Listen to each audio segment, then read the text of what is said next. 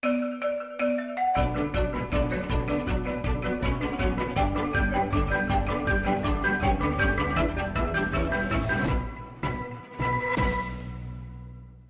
noches y bienvenidos y bienvenidas una vez más a ECO. El poder es, según la Real Academia de la Lengua, la facultad o la potencia de hacer algo. En la economía sabemos que hay grupos, que hay agentes o que hay personas con más poder que otros, o lo que es lo mismo, con una mayor facultad de realizar determinadas cosas. Pero ¿quién detenta ese poder o cuál es la fuente de la que emana dicho poder o sobre todo cómo se ejerce? Bien, en los últimos tiempos hemos podido comprobar cómo los grandes poderes económicos han capturado la política y las instituciones y también las prácticas democráticas. Hemos visto en escenarios como el de Grecia que eso que llaman los mercados son capaces de hacer que eso que llamamos la política, con mayúsculas, quede relegada a un segundo plano. Y es que decía Carpolanyi que el mercado es un buen siervo, pero es un mal amo.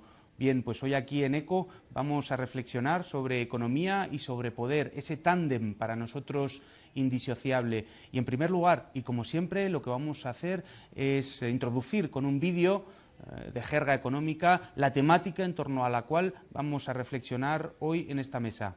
Muchas gracias por estar con nosotros. Empezamos ECO. Desde la economía neoclásica o convencional se ofrece una visión de la propia economía como algo totalmente ajeno a la política y al poder. La empresa, que sería el agente protagonista dentro de la esfera de la economía, generaría riqueza de forma eficiente a través de los mecanismos del mercado.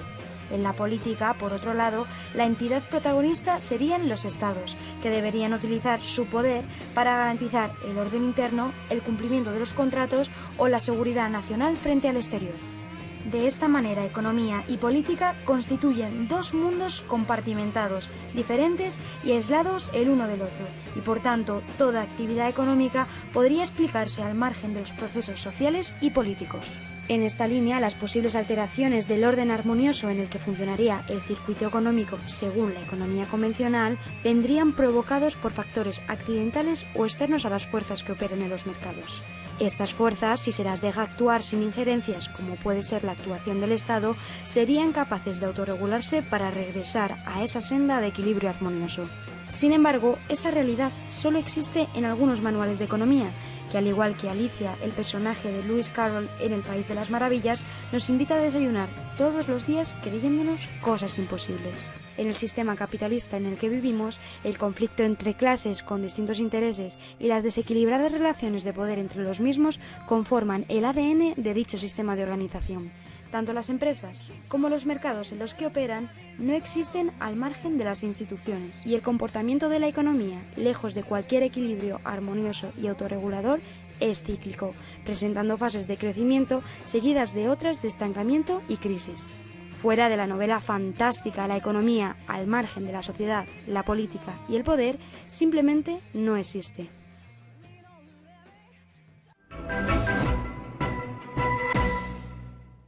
Pues este vídeo, como decíamos, nos ponía sobre la pista de ese tándem aparentemente indisociable del poder y de la economía. Tenemos el hashtag, como siempre, arriba para que podáis tuitear, y vamos a hablar de esta temática con unos invitados que nos van a permitir surcar las diferentes temáticas de esta mesa de debate. Vamos a pasar a presentarlos. En primer lugar, tenemos a Esteban Hernández, que es periodista en El Confidencial y ensayista. Bienvenido y muchísimas gracias por estar con nosotros. A vosotros.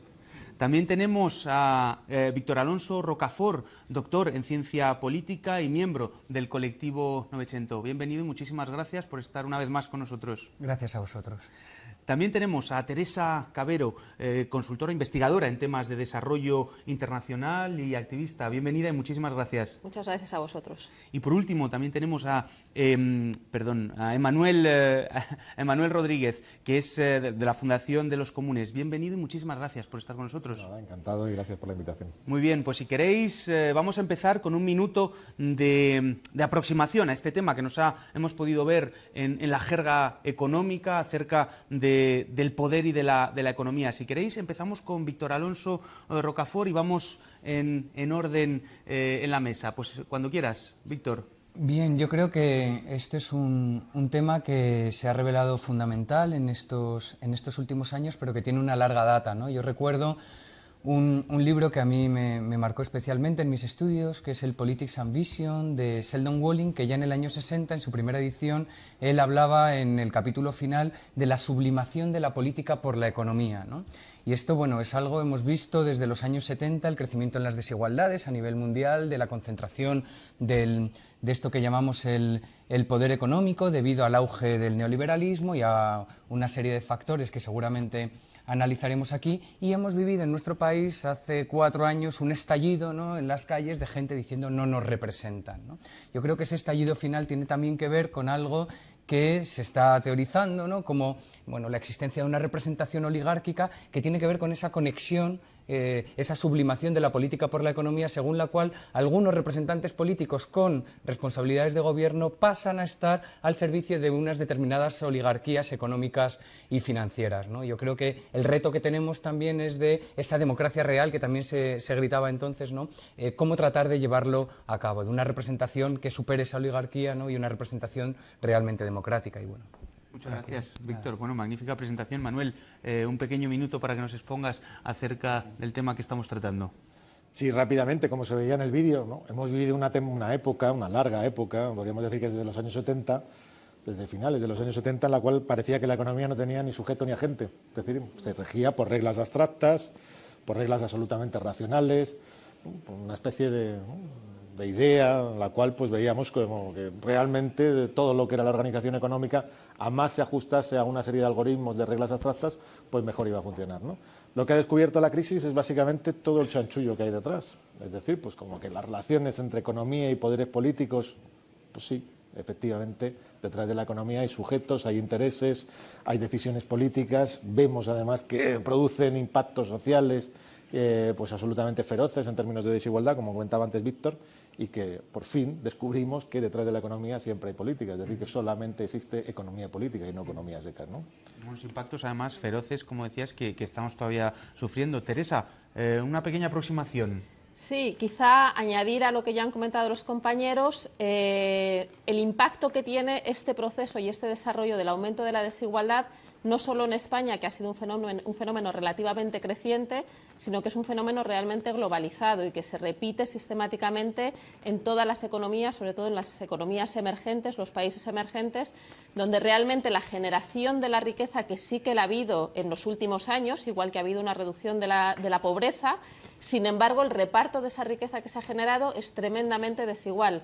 Oxfam publicaba hace unas semanas unos datos escalofriantes donde decía que 62 personas en el mundo, las 62 personas más ricas, tienen tanta riqueza como la mitad de la población más pobre del planeta, que son 3.600 millones de personas. Yo creo que la reflexión es cuál es el papel de los sistemas democráticos cuando la desigualdad en la concentración de la riqueza y, por tanto, del poder es tan grande. Cabría preguntarse qué mecanismos necesita una democracia realmente para hacer frente y ejercer ese contrapoder al poder de la concentración de la riqueza. Esteban. Creo que estamos en un proceso de transformación que viene acelerando aquello que hemos vivido durante las últimas décadas. El problema es que, por más que se sigan unas pautas similares, son procesos que tienen mucha más velocidad. Y eso tiene implicaciones, desde luego, en el reparto de la riqueza, pero tiene implicaciones a la hora de gestionar las empresas, de gestionar los estados y de gestionarse uno mismo. Hay una serie de discursos funcionando que son particularmente activos y particularmente presionantes, que han acabado por subordinar, ¿no?, todos estos aspectos vitales, institucionales y productivos a lógicas económicas, particularmente financieras, que les son bastante ajenas, ¿no? Y eso lleva muchos problemas, ¿no? Pero también lleva el problema de la ineficiencia. Es decir, estamos en un sistema absolutamente ineficiente, ¿no? Incluso para los propios criterios para los que se ha creado, ¿no? Incluso para los propios criterios del sistema capitalista estamos siendo ineficientes. Pues si queréis vamos a empezar con el poder hoy. ¿Cómo se representa ese poder? Estábamos diciendo que hay una concentración de la riqueza, eso evidentemente responde a unas acciones, a unas políticas, a unos agentes determinados. ¿Quién detenta el poder hoy? ¿O quién determina ese reparto de la riqueza o por lo menos quien tiene una mayor incidencia en ese reparto de la riqueza del que nos estaba comentando Teresa, que había publicado hace bien poquito Oxfam un informe.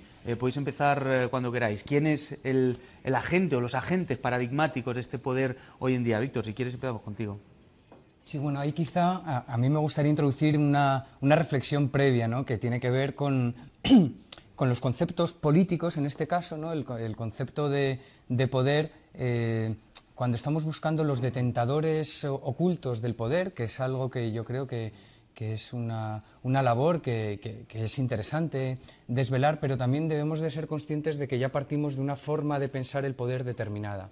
Es decir, el poder es una sustancia de pensamiento político, filosófico de larga data y, sin embargo, es algo relativamente reciente cuando se convierte, a partir del auge de las ciencias sociales y también con todo el impulso de la modernidad y demás, en algo que podemos cuantificar, en un concepto objetivo. No solo lo podemos cuantificar, sino incluso lo podemos medir o lo podemos acumular. Este poder ahora resulta que puede estar en objetos o en personas. La riqueza te da el poder, un libro te puede llegar a dar el poder según alguna secta, por ejemplo, ¿no? Una persona puede tener un cargo público, puede tener el poder, un título te da poder. Estamos buscando esos detentadores de poder también porque hay una opción mágica, ¿no?, que con ese poder vas a poder transformar cosas, ¿no? Claro. Entonces, bueno, me parece interesante ver, bueno, pues gente como Robert Dahl decía, no, es uno de los primeros que nos ayuda a cuantificar el poder diciendo, vamos a objetivarlo, hacerlo operativo para poder medir, para poder comparar, pero vamos a dar una definición. Entonces, bueno, esa definición tiene que ver con que A puede obligar a B a hacer algo de lo que B no hubiera hecho si no hubiera sido porque A le quiere obligar, ¿no? Pero toda esta corriente, que es muy interesante y que es con la que pensamos actualmente, que es la que ha dominado, tiene que ver con una concepción también del poder como dominio. Pero tenemos que ser conscientes que hay otras maneras también de comprender el poder y luego podremos seguir con ellas. Perfecto. Teresa, ¿estabas asintiendo? ¿Te estaba escuchando por la oreja derecha? Sí, sí, sí. A ver, yo estoy muy de acuerdo, pero sí que creo que hay... es decir, si aterrizamos este análisis a lo que ha ocurrido en las últimas 3 décadas y que ha explosionado completamente con la crisis financiera desde el año 2007, el desarrollo de las decisiones políticas que se han adoptado, que han generado esa acumulación de la riqueza y esa acumulación de poder, es el resultado de decisiones políticas concretas adoptadas por seres humanos que tienen nombres y apellidos. Es decir, aquello de la economía era algo abstracto que tiene su propia inercia, sabemos que no es así. Esa concentración de riqueza ha tenido una marca fundamental en las decisiones políticas que han beneficiado sistemáticamente, han redundado en el propio beneficio de los que ya tenían esa acumulación de la riqueza y, por tanto, el poder. Por lo tanto, o sea, yo creo que hay una parte del poder que es fundamental en la política aplicada, que es hasta qué punto en las decisiones políticas que se adoptan están reflejadas las necesidades, los anhelos de la mayor parte de la población o de aquella parte de la población que no tiene ese poder para hacerse sentir, hacerse oír, hacerse escuchar y demandar las necesidades y los cambios que ellos necesitan. Hay estructuras de políticas concretas en cuanto a servicios públicos, en cuanto a la estructura financiera, los sistemas fiscales, que reflejan de una manera nítida... ¿Cómo cuál, concretamente?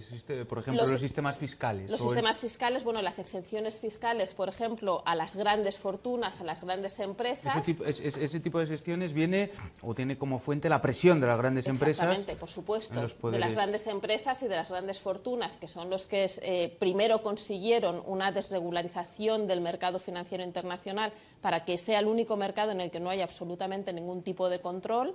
Y, en segundo lugar, ahora se niegan rotundamente a tratar de introducir cualquier tipo de injerencia, de control en ese tinglado que ya se ha montado bajo el amparo del secreto bancario para proteger sus propios intereses, en detrimento, porque uno dice, siempre está el argumento de, bueno, la desigualdad es algo natural, no tiene por qué ser malo. Bueno, es malo en el momento en el que las decisiones y las consecuencias actúan en detrimento de la mayor parte de la población. Claro, es que la desigualdad no es natural, ¿no? Claro. No es natural, tiene una explicación. Manuel, no sé... Sí. Yo creo que por ser muy concretos, o sea, que lo que hemos descubierto es que verdaderamente hay dueños y hay amos. Claro. O sea, eso es lo que nos ha descubierto la crisis. O sea, realmente lo podemos remitir a un viejo axioma, si se quiere, que era propio del movimiento obrero. Es la lucha la que te descubre precisamente dónde está el poder. Es decir, es en el proceso de enfrentamiento donde tú encuentras que el que ejerce el poder no es directamente, pues puede ser el capataz, sino probablemente es el patrón. Y cuando se vence además una huelga, pues te vas a encontrar y enfrentarte históricamente con la policía, con el Estado, etcétera. En este ciclo que hemos vivido, que se abre en el 2007, lo que hemos visto es que lo que parecían el gobierno de la economía regulado por leyes abstractas completamente racionales, resulta que lo que hemos estado viendo durante este tiempo es que por medio de todo lo que han sido los conflictos que se han producido en el sur de Europa, nos hemos encontrado que esas decisiones eran políticas y que estaban localizadas, en el caso europeo, en un conjunto relativamente pequeño de agencias financieras, que son, junto con el gobierno alemán, el Banco Central Europeo, las que tienen el mando económico, el mando sobre la política económica y, por ende, sobre la política en la Unión Europea. Es decir, que yo creo que ese ha sido el gran descubrimiento de estos años. Es decir, por fin nos encontramos con lo que sería una contraparte en términos sociales. Por fin nos encontramos con que esa lucha de clases que decía Warren Buffett que existe y que vamos ganando, pues sí, precisamente hemos localizado que existe y que además tenemos una contraparte que está situada precisamente en esas grandes agencias financieras. Yo creo que ese es como el debate fuerte, es decir, nos hemos encontrado que todo eso que hemos llamado neoliberalismo no era simplemente una política que iba conducente a que los mercados autorregulados gobernasen o organizasen lo social, sino que básicamente lo que nos hemos encontrado es que el Estado ha sido tomado por lo que es un determinado segmento de ese capitalismo que se produce y se genera en los años 70, que es el capital del dinero, el capital financiero. Esteban, no sé si estás de acuerdo en primer lugar y en segundo lugar, si estas estructuras de las que nos estaban hablando los invitados se han modificado, se han reforzado o se han transformado completamente a raíz de la crisis financiera. Se han reforzado y se han acelerado, ¿no? El poder está detentado por una red que está conformada por bancos, grandes bancos, fondos, agencias de calificación, consultorías, que tienen no solamente la capacidad financiera, ¿no?, para imponer determinadas acciones a los gobiernos, sino también tienen una serie de elementos intelectuales que circulan ampliamente, circulan globalmente, que nos hacen pensar que ese tipo de gestión es la más correcta, la más adecuada. Y en ese entorno, el poder nacional, los estados, tienden a tener, y particularmente el político nacional, tiende a tener una posición mediada y bastante complicada, porque de un lado tiene que responder a aspiraciones de la ciudadanía, que cuando se encuentra con dificultades demanda más, ¿no?, a aquellos que en teoría debían defenderle, y a las presiones que desde fuera, instituciones internacionales, etcétera, ¿no?, grandes fondos y tal, les incitan a tomar. Y son lógicas que chocan por completo, ¿no? Este es el problema, por ejemplo, de la socialdemocracia europea, que ha tenido que convivir, ¿no?, con demandas de su electorado que apuntaban hacia una redistribución de la riqueza, como podía vivirse en los años 60 o 70, y unas presiones que las dirigían en sentido contrario. Claro, eso lleva a quebrar de alguna manera la red que has tejido de votantes y de afectos, ¿no?, que te lleva a seguir en el poder. Y bueno, la crisis de la socialdemocracia entiendo que tiene mucho que ver con la propia crisis de los Estados-nación y los políticos nacionales como margen de acción, ¿no? Muy bien, pues sobre esto además hemos tenido la oportunidad de preguntar a Owen Jones, periodista y columnista británico, y que tenemos oportunidad, o que hemos tenido oportunidad de entrevistar en exclusiva para ECO. Vamos a ver el primer corte donde nos habla de estas desigualdades que hemos puesto encima de la mesa, pero también de esa concentración del poder. Y enseguida volvemos. No es extraño que se intente combatir el acaparamiento de poder y la riqueza en manos de unas élites, de las cuales algunas notarias manifestaciones son unas grandes corporaciones de un poder enorme o puertas giratorias que confunden la actividad política y los negocios privados. La desigualdad, como muchos economistas reconocen, es un factor clave de la crisis financiera, pues la desigualdad contribuía a fomentar el endeudamiento.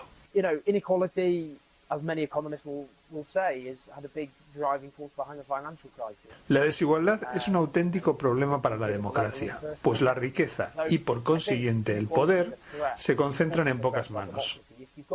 lo que priva a la inmensa mayoría de la población de cualquier tipo de influencia en las decisiones que afectan a su vida, quedando así al arbitrio de una pequeña minoría de poderosos individuos, y eso es enormemente negativo.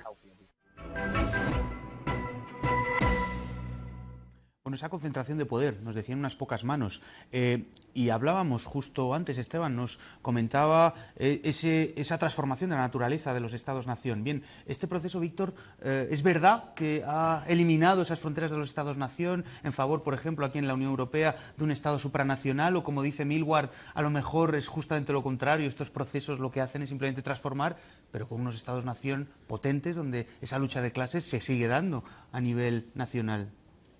Sí, bueno, al hilo también de lo que comentaba antes sobre el poder, en realidad el poder, tal y como está concebido, crea es, por un lado, esa decisión, pero también te está creando un marco, ¿no? A partir de las ausencias, a través de las no decisiones que toma y de los marcos de lo posible, ¿no? Entonces, yo creo que es necesario que la imaginación política de este tiempo sea capaz de romper los límites que nos impone a la hora de pensar la forma jurídico-política del Estado-nación, y también ese reflejo que desde entidades supranacionales como la Unión Europea se trata de hacer, ¿no? Que en realidad están haciendo ese mismo mecanismo de conexión entre riqueza y poder política. Es decir, esto que nos tiene tan sujetos en Europa, y sobre todo al sur de Europa, a partir del Banco Central Europeo y la falta de soberanía sobre la política monetaria que tenemos, ¿no?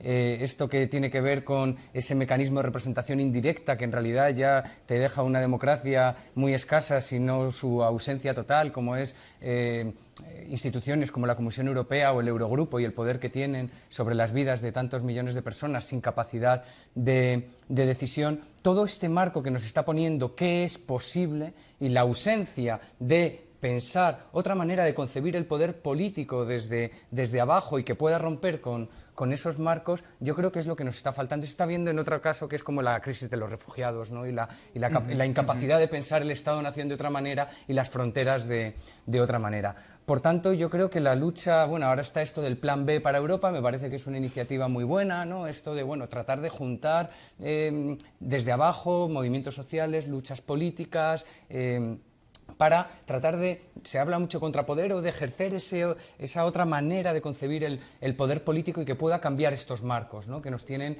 bien sujetos, diciéndonos qué es lo posible y que parece que es imposible romper con. Es otra ley de hierro, de estas que tanto gustan, ¿no? Igual que la de la verticalidad de los políticos, de los partidos políticos, no se puede hacer de otra manera porque esto es así, pues en Europa no se pueden hacerla. No, pues sí, se pueden romper las leyes de hierro, ¿no? Esa imaginación, nos decía Slavoj Žižek, que nos hace imaginar muy fácilmente el fin del mundo, pero muy difícil incrementar un 1% el gasto social, por ejemplo, ¿no? Esa imaginación y ese encorsetamiento. Emmanuel.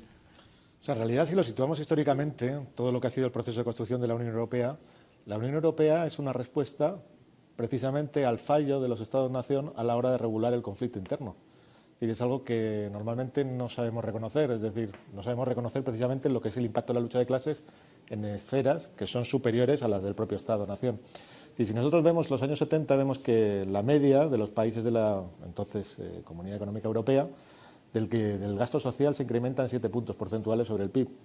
En los años 80 se vuelve a incrementar otro 7%. ¿Qué es lo que se hace con el Tratado de Maastricht? Pues regular eso.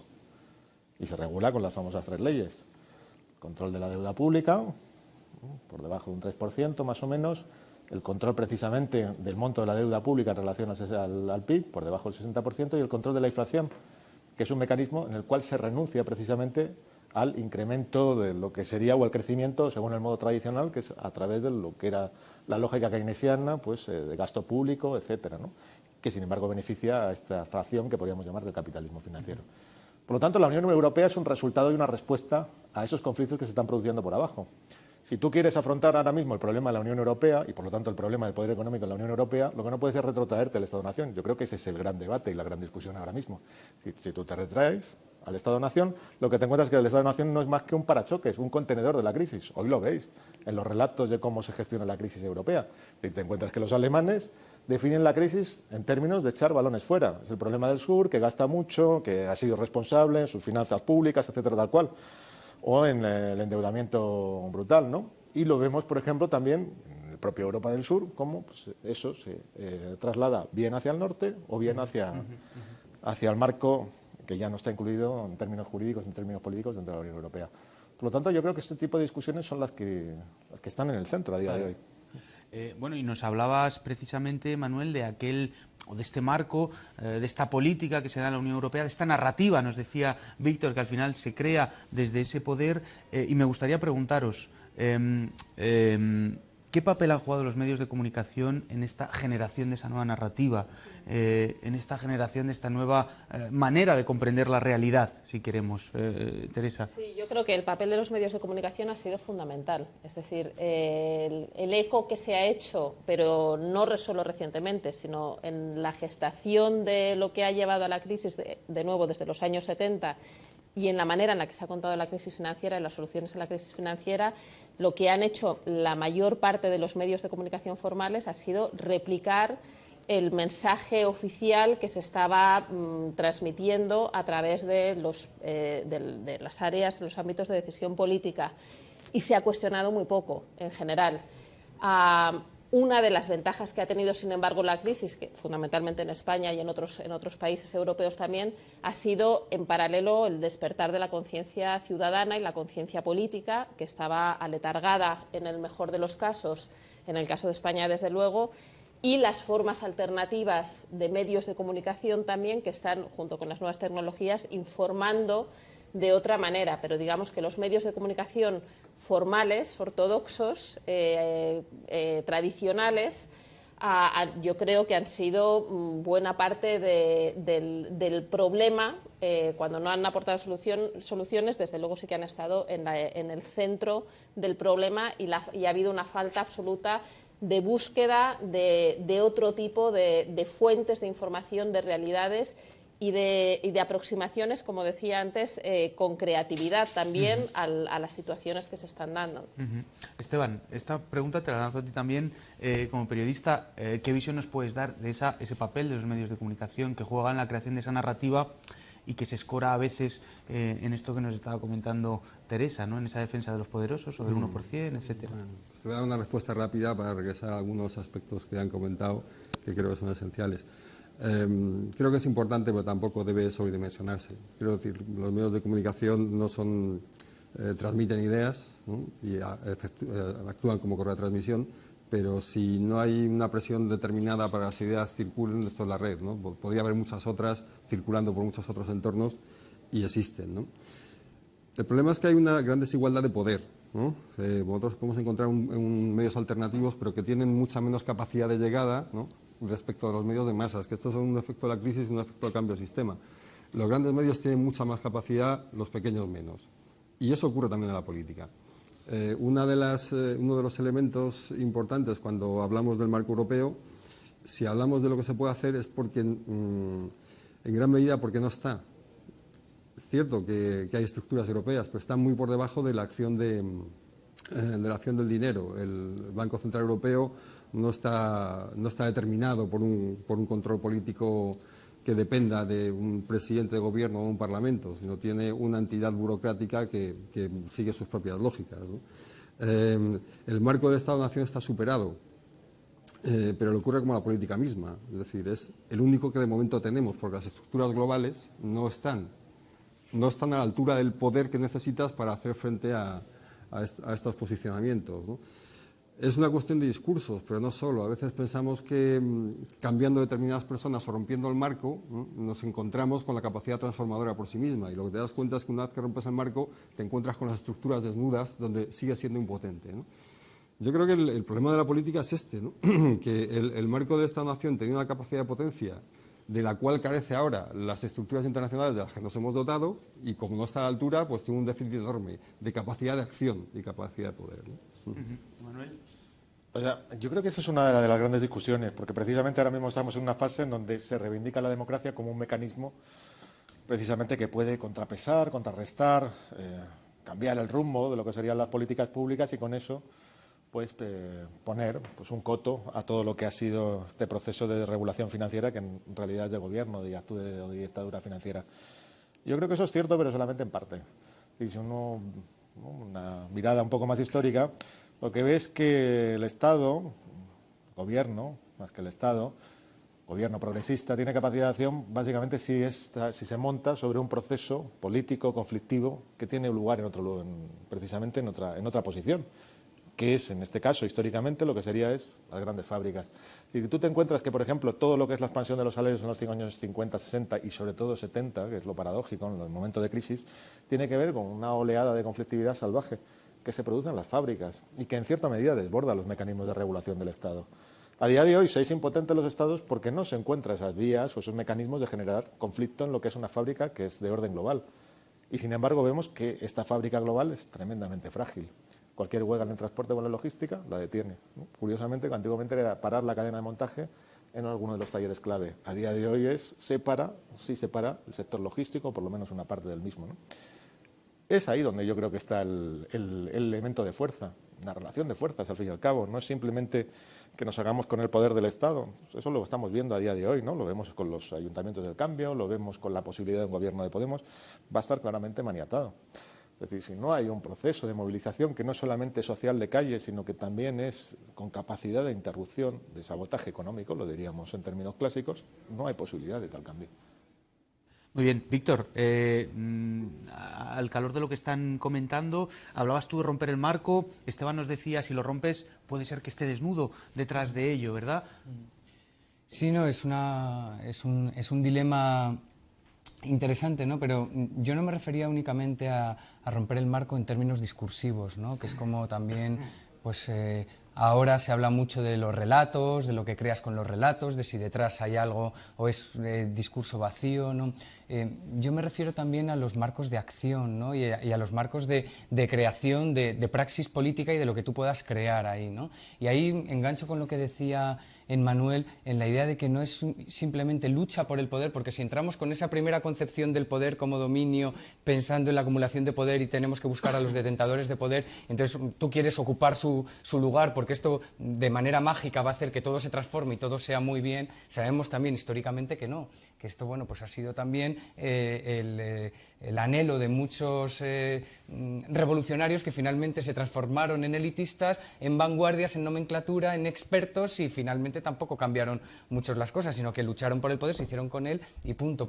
Entonces es esa naturaleza, ese cambio de naturaleza del poder para convertirlo en democrático. Yo creo que es a ese marco más a lo que me refiero y también no solo desde los discursos, sino desde la praxis, ¿no? Y yo creo que ahí lo que tenemos enfrente es una tarea ímproba, una tarea pero que va a ir muy al calor de lo que también comentaba Emmanuel de los conflictos, ¿no? Y de generarlos y el desvelarlos, ¿no? Víctor, pero estos conflictos, si no me equivoco, son conflictos que se dan a nivel nacional, en cualquiera de los casos. Estamos hablando de la supranacionalidad, pero las políticas fiscales de las que nos hablabas, Teresa, la acumulación de rentas, esos procesos, esos conflictos, a pesar de que puedan tener un resultado o una imagen supranacional, se dan a nivel de los Estados-nación.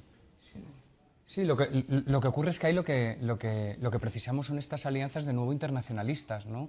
que tanto se han perdido y tan necesarias son.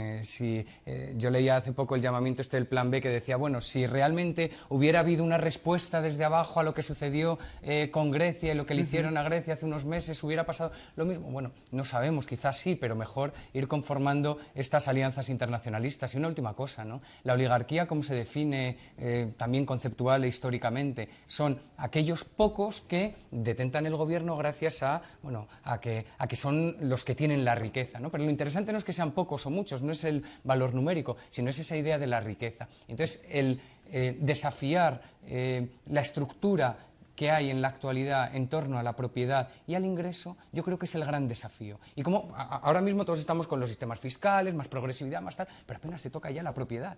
Y hace 20, 30 años estábamos aquí hablando tranquilamente de nacionalizar y demás, y ahora mismo todo el mundo tiene mucho miedo a esto. Bueno, esto es algo que ya te cuela, ese pacto oligárquico-civil, ¿no? Como lo llama Jeffrey Winters, un tipo que a mí me gusta mucho que habla de esto, ¿no?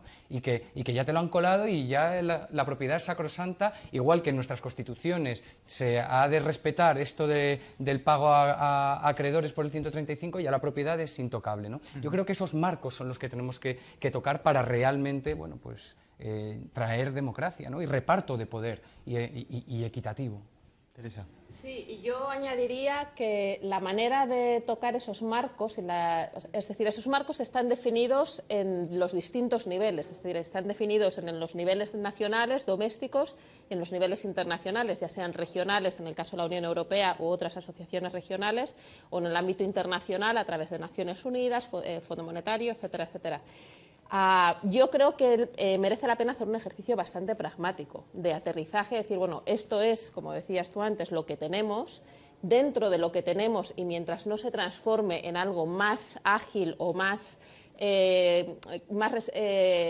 adecuado a las nuevas dinámicas, juguemos dentro de los marcos que tenemos a disposición. Es muy curioso que tú estabas un poco tratando de justificar el que se pasa la pelota a los marcos internacionales cuando realmente al nivel doméstico hay mucha cancha, y yo estoy de acuerdo, y sin embargo en otras facetas como es el tema fiscal, generalmente la respuesta es, bueno, es que si no se adopta una norma internacional no sirve de nada porque el capital se va a otro sitio.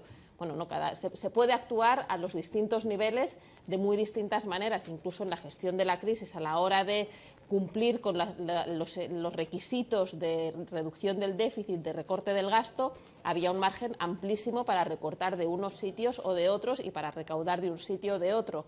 Y eso es potestad nacional y se han tomado decisiones como se ha querido. Eso por un lado. Por otro lado, al hilo de esta reflexión, yo creo que es muy interesante dedicar un poco de tiempo, y a lo mejor desde el mundo del periodismo sería muy interesante escuchar, al papel de las nuevas tecnologías. Es decir, a la sensación que hay también es que este cambio de ciclo viene de la mano de nuevo con una nueva revolución, en este caso no industrial sino tecnológica, donde realmente las nuevas tecnologías, más allá de que funcione o deje de funcionar la democracia directa hoy en día, y más aún en España, que somos poco organizados en general, juegan un papel fundamental a la hora de controlar realmente las decisiones políticas, la ejecución política, a la hora de rendir cuentas también los agentes de poder y los agentes políticos, y a la hora de participar. Y eso viene también con una carga de responsabilidad hacia los ciudadanos, es decir, no es cuestión de un Estado, un gobierno que decida o no decida y el resto dormir, digamos, al lado, cada uno con su vida, sino realmente si se quiere influir en esos cambios, en la modificación de la manera de funcionar dentro de los marcos que tenemos, tiene que haber una participación ciudadana más allá de, es decir, ampliando, yo creo, el concepto de sociedad civil, es decir, ampliándolo a la totalidad de la ciudadanía. Todas las personas, desde su punto de trabajo, desde sus espacios vitales, tienen posibilidad de participar, de aportar, de modificar y de mejorar al final, ¿no? Esteban. Yo creo que en todos los estratos hay cosas que se pueden hacer, es decir, no estamos en la absoluta impotencia. Pero yo compararía a los gobernantes nacionales, ¿no?, y las elecciones que vivimos con las elecciones de los que van a dirigir un sindicato, ¿no? Una vez que tú has elegido a los dirigentes, ya están nombrados, tienen que empezar un proceso de negociación, ¿no?, con los dueños de la empresa.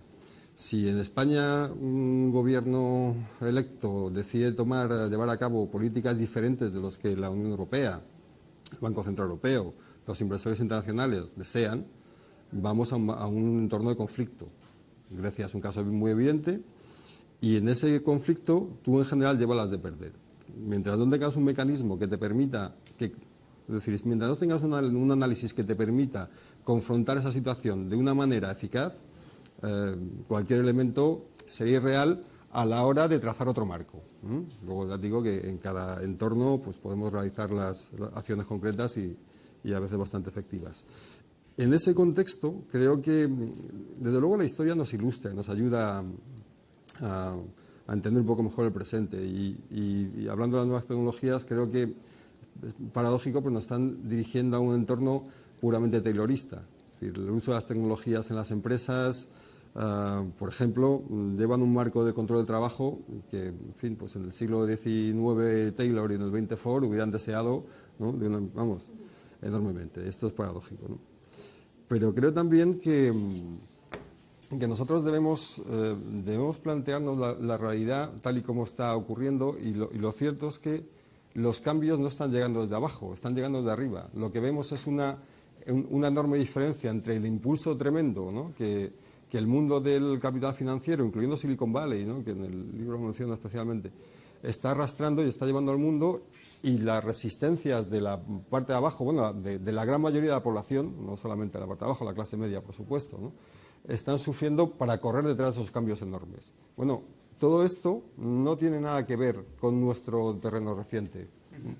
Estabais hablando de cambios, y es que precisamente tenemos un vídeo de Owen Jones donde nos hablaba de estos cambios y de esa posibilidad del cambio, y quería verlo para trasladaros una pregunta aquí a la mesa en relación a la actualidad. Vamos a ver el vídeo y enseguida seguimos con el debate.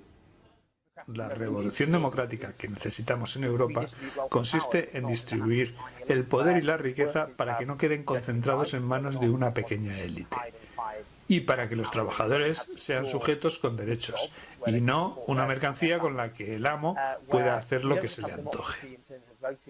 No debemos limitar la democracia a elecciones periódicas cada 4 o 5 años, sino que debemos, en un sentido más amplio y participativo que incluya la posibilidad de que las comunidades a escala local puedan determinar su destino, y que incluya también la democracia económica, que permita a los trabajadores tener influencia sobre sus condiciones de trabajo, sin que el sector financiero disponga de un poder absoluto. Democracia económica significa, pues, un control público desde la economía, que no tiene que ser en la forma de las nacionalizaciones de antaño, sino más bien en la forma de un control de la economía desde la base. Actualmente estamos presenciando una mayor toma de conciencia de los estragos de la desigualdad, pues sin igualdad no podemos tener evidentemente una democracia de iguales. Necesitamos una democracia que intente dar respuesta a las necesidades humanas, tanto las individuales como las sociales. Aún estamos muy lejos de ello, pero hay signos esperanzadores en España, donde los movimientos sociales están desafiando a las élites que detentan el poder y la riqueza, lo que ha disparado todas las alarmas, pues si se salen con la suya en España, eso significa que pueden salirse con la suya en todas partes. Bueno, decía Owen Jones que había que cambiar y que reducir esa desigualdad, y yo quería preguntaros cuál es precisamente ese margen de acción. Bueno, esto es un programa en directo, acabamos de saber que el rey ha dicho o ha pedido a Pedro Sánchez que conforme ese gobierno posiblemente progresista o no, no sabemos. En cualquier caso, de esta salida, de este gobierno progresista, ¿qué capacidad o qué margen de maniobra puede tener para hacer precisamente lo que estaba diciendo Owen Jones, esa reducción de la desigualdad que es tan necesaria para incrementar la calidad democrática de nuestros países? Sobre todo, y lo habéis dicho varios en la mesa, después del caso griego. ¿Qué capacidad de acción tiene un gobierno progresista en estos momentos? Te lo pregunto directamente a ti, Manuel. ¿Qué capacidad de acción podría tener en el caso de que se pudiera dar esa posibilidad? O sea, yo por ser un poco provocador, creo que la ficción es pensar que el gobierno tiene capacidad de acción si no está apoyado y soportado, primero internamente por un gran proceso de movilización social y luego externamente por otros que se den fuera, ¿no? Un ejemplo, ¿no?, de lo que hablábamos de las escalas, ¿no?, y que muchas veces las luchas van muy por delante de la capacidad que se tiene de racionalizar, de hablar de ellas. Un ejemplo claro es, por ejemplo, del movimiento de la vivienda, de la PA, y no porque este estuviese situado ha tenido una capacidad de impacto absolutamente brutal, sino porque precisamente en la demanda fundamental que ellos establecían, que era básicamente, existe un exceso de riqueza, es decir, existe riqueza suficiente para satisfacer este bien, es decir, el parque de viviendas español es absolutamente brutal. Y además ha sido ha sido en buena medida nacionalizado por todo el proceso de crisis en los balances contables de la mayor parte de las instituciones financieras de las cajas de ahorros de este país. Bien, eso además ha sido hecho a través de un mecanismo de intervención europea, el MOU, que es precisamente el que da lugar a la Sareb y todos los mecanismos de calificación de las distintas entidades financieras, los mecanismos de regulación de las mismas, de intervención sobre las mismas. Bien, la PA en su desarrollo, el Movimiento por la Vivienda en su desarrollo, precisamente lo que atacaba era un proceso claro de concentración de una riqueza existente, es decir, que no es escasa, es decir, la enorme cantidad de viviendas que hay, y por otra parte un mecanismo de regulación que es de escala europea. Es decir, que ahí vemos en un ejemplo muy concretito cómo un proceso de movilización social es capaz de atacar precisamente a los lugares donde hay que atacar. Esa es la clave del asunto, yo creo. No tanto pensar en términos de lo que el gobierno tiene que o no que hacer, sino en términos de qué tipo de movilización puede llevar a que el gobierno haga lo que debe hacer. Y ese yo creo que es el elemento fundamental. Hay una serie de cuestiones que, sin embargo, creo que estamos bastante lastradas y que, por ejemplo, se ven, en cierto modo, en los comentarios de Owen Young, con todos los respetos, ¿no?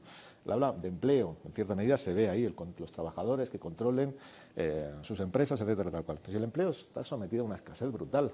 Y si lo miramos en términos globales, ya eso es alucinante. O sea, tú ves las economías emergentes y tú te encuentras que en China la economía informal es brutal. Si vas a la India, es más del 50% de la economía real. Es decir, empleo formal no va a haber nunca, ya. O sea, lo que sin embargo existe es una enorme concentración de riqueza en el capital financiero. Pensemos en los mecanismos de atacar eso y de redistribuirlo. Y no pensemos en la vieja lógica de lo que era el fordismo, es decir, repartir el empleo, generar otra vez condiciones de derecho laboral que están muy bien, pero que sencillamente van a excluir a un montón de gente, ¿no? Víctor, además, te hago la misma pregunta. Manuel nos ha dejado algunos temas encima de la mesa. Tú estabas en una candidatura de Unidad Popular que además ha entrado, ¿no?, en estas posibilidades de formar gobierno.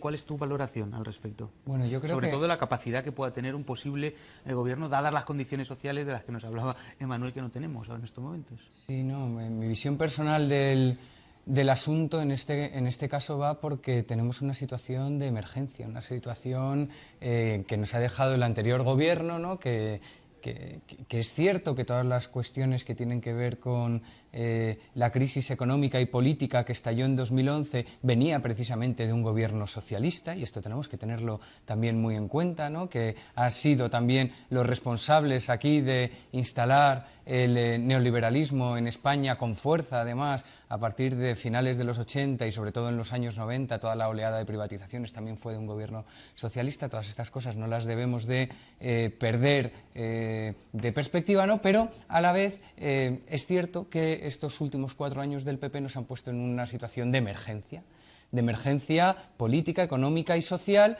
y hay la posibilidad, ahora mismo, es cierto, de realizar un pacto, porque si tú empiezas a sumar el número de escaños de diputados que son capaces de derogar pues leyes como la LOMCE, como las reformas laborales, como la ley Mordaza, como cuestiones que son muy urgentes, que están coartando libertades a la ciudadanía y afuera, que está poniendo un modelo laboral tremendamente injusto y bueno, pues pero que esto vaya a ser la panacea para nada. Yo creo que a la vez, paralelamente, hay que ir conformando un sujeto político rupturista que precisamente rompa con los marcos de imposibilidades que nos están marcando y que vaya, bueno, pues a ese y que no se mire en el espejo precisamente. Si nos miramos en el espejo de esa concentración de poder diciendo, no, es que yo en mis organizaciones políticas voy a hacerme como lo que hay ahí fuera, ¿no?, concentrando poder en 4 para así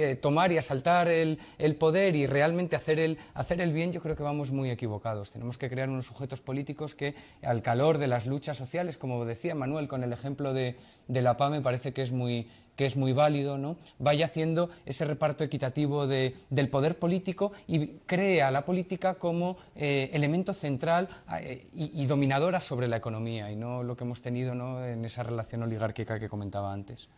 Teresa. Sí, a ver, yo tengo la sensación de que efectivamente el margen es escaso en cuanto a la dependencia de las decisiones a nivel europeo en materia económica, etcétera. Sin embargo, sí que hay margen para hacer muchas cosas que son muy urgentes en este momento. Es decir, todas aquellas medidas que no tienen un carácter puramente económico de gasto, fundamentalmente, o de inversión, si se mira en políticas públicas, se pueden llevar adelante. Todo lo que tiene que ver con regeneración democrática, con refuerzo de las instituciones democráticas, la separación fundamental del Poder Judicial, la limpia de la última reforma del Tribunal Constitucional, es decir, conseguir las reformas en materia de elecciones, de representación parlamentaria. Eso sí que lo puede hacer un gobierno ahora y no va a depender de Bruselas en absoluto, por ejemplo. En materia fiscal también. Vuelvo a lo mismo, en materia fiscal, en materia tributaria, es una competencia únicamente del Estado nacional. Entonces, vuelvo a poner el énfasis en decidir cuánto se recauda, de quién se recauda y por qué concepto se recauda, es una cuestión del ámbito nacional. Y eso sí que se puede hacer y se puede avanzar. Al mismo tiempo, por lo mismo... Eso sí, habrá contrapoderes, ¿no? Que digamos claro.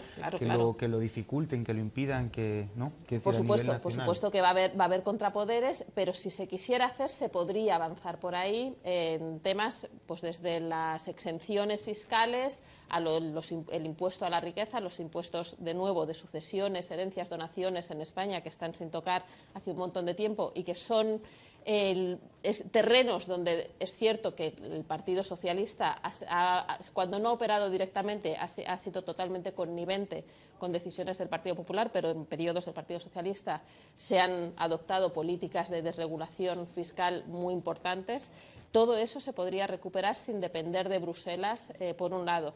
Por otro lado, yo sí que creo que, como decía Owen Jones, el que en España se dé una oportunidad de cambio tan profundo abre la posibilidad a articular un frente de presión, de propuesta de hacer las cosas de otra manera a nivel europeo.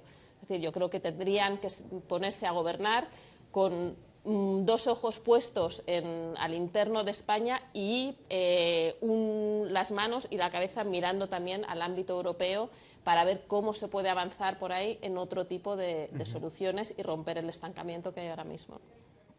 No, yo coincido con Teresa en el hecho de que hay cosas que se pueden hacer en el terreno institucional, de limpieza institucional, en el terreno cultural, pero hay muy pocas que se pueden hacer en el económico, incluida la fiscal.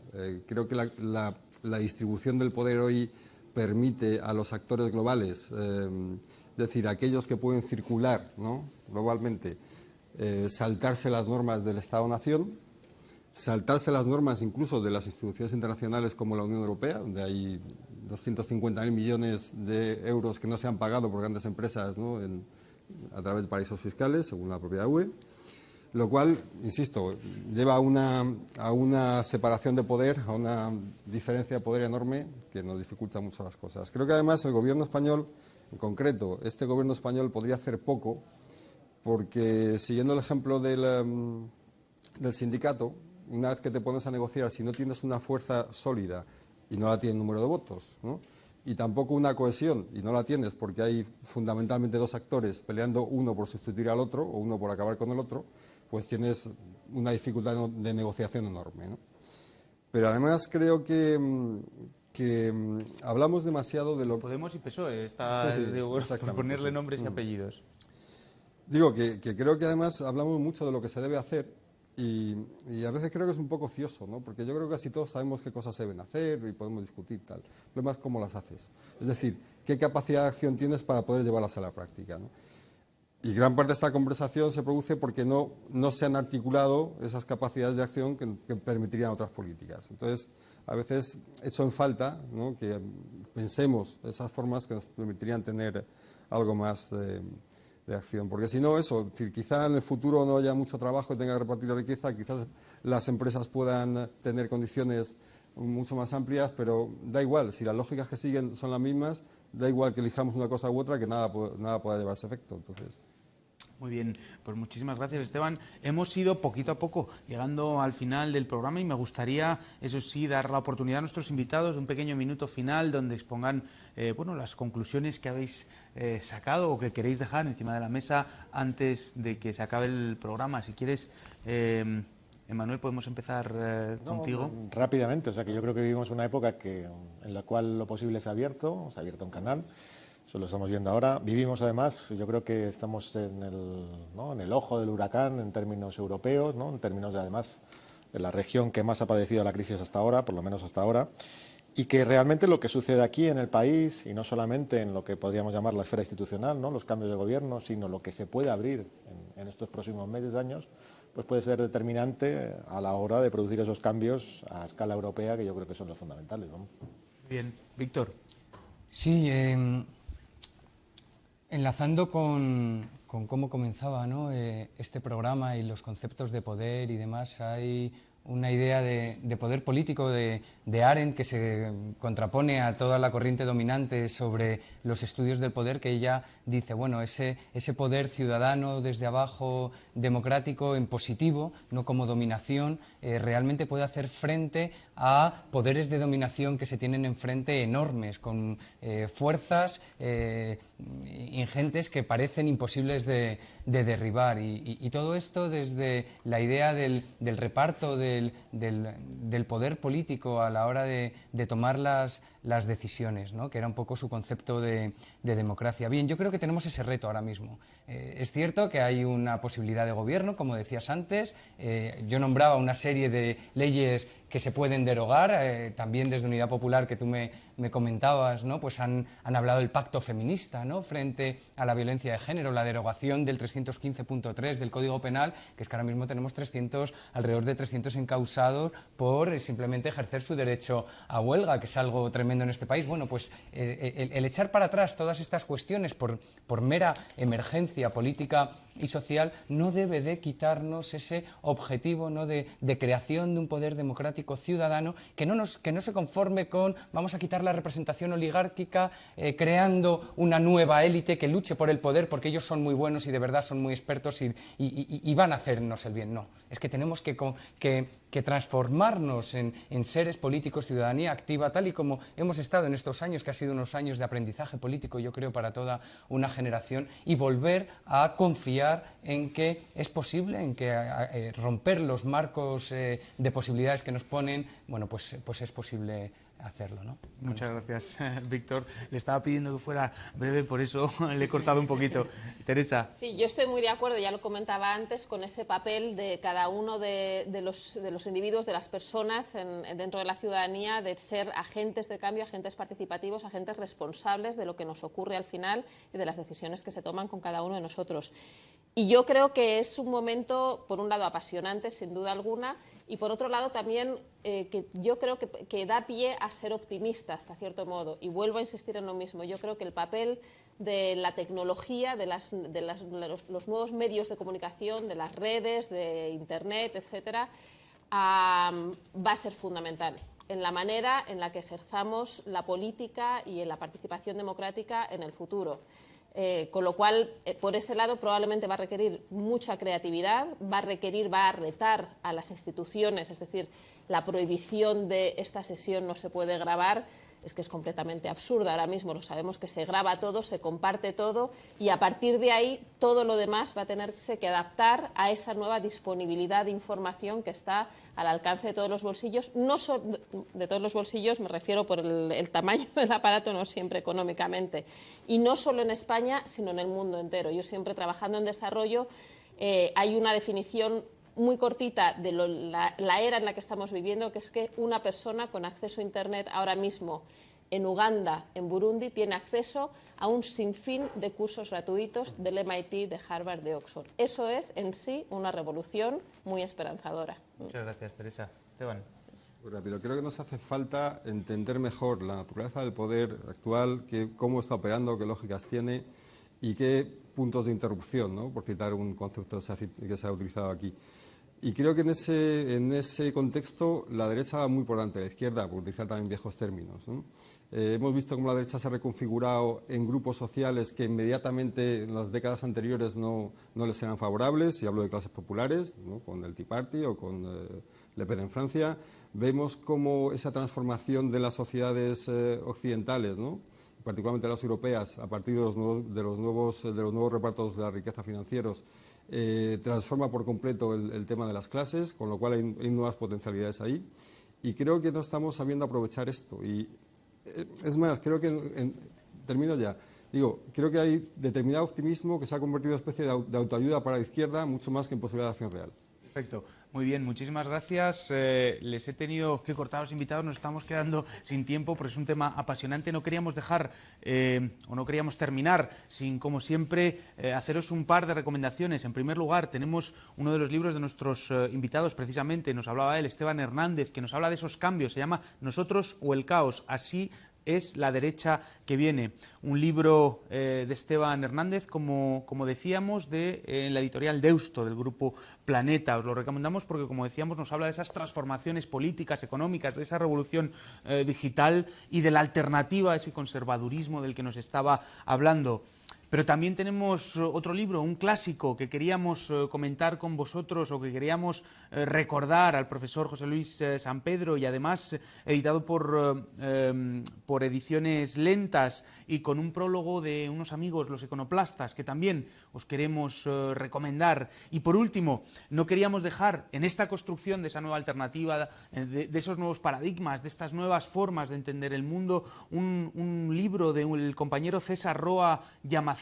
Lo tenéis en pantalla. Es un libro donde nos habla de las historias de la lucha por el común, de la editorial Catarata, y donde nos hablan de esa creación, de esos nuevos elementos, de esa nueva forma de entender, o de esa nueva tercera forma de entender intermedia entre lo público y lo privado, de lo común, de esa construcción de los comunes que tan importante ha sido en la historia, pero que se ha ido dejando de lado. Nada más, nosotros queríamos recordaros, se ha hablado en esta mesa del famoso Plan B, ya sabéis, 19-20-21 en Matadero, en 19-20-21 de febrero, en el Matadero de Madrid. Esta iniciativa promovida por Varoufakis, entre otros, en la que están participando muchos movimientos sociales. Nosotros queríamos convocaros y ya está, no tenemos tiempo para más. Os convocamos para el próximo ECO. Muchísimas gracias y a difundir el programa. Hasta la próxima. En el capítulo 17 de San Lucas se lee: el reino de Dios está dentro del hombre, no de un hombre ni de un grupo de hombres, sino de todos los hombres, en vosotros. Vosotros, el pueblo, tenéis el poder de crear máquinas, el poder de crear felicidad. Vosotros, el pueblo, tenéis el poder de hacer esta vida libre y hermosa, de convertirla en una maravillosa aventura. En nombre de la democracia, utilicemos ese poder, actuando todos unidos. Luchemos por un mundo nuevo, digno y noble, que garantice a los hombres trabajo y dé a la juventud un futuro y a la vejez seguridad. Con la promesa de esas cosas, las fieras alcanzaron el poder, pero mintieron, no han cumplido sus promesas, ni nunca las cumplirán. Los dictadores son libres solo ellos, pero esclavizan al pueblo. Luchemos ahora para hacer nosotros realidad lo prometido. Todos a luchar para libertar al mundo, para derribar barreras nacionales, para eliminar la ambición, el odio y la intolerancia. Luchemos por el mundo de la razón. Un mundo donde la ciencia, donde el progreso nos conduzca a todos a la felicidad. Soldados, en nombre de la democracia, debemos unirnos todos.